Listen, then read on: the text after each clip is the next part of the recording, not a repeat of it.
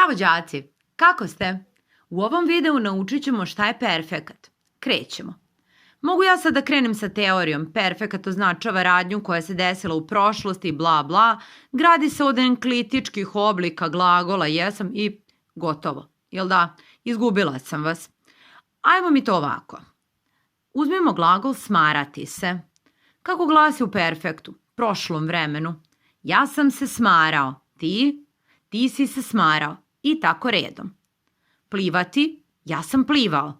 Jesti, ja sam jeo. Doći, ja sam došao. Prisetimo se sada pomoćnih glagola. Jesam, biti, hteti. Glagol jesam ima samo prezent, on nam ovde ne treba. Glagol biti u perfektu glasi ja sam bio, odnosno bila. Hteti, ja sam hteo, odnosno htela. To je to, deco. Naučite ovo, provežbajte. Vidimo se. Pozdrav!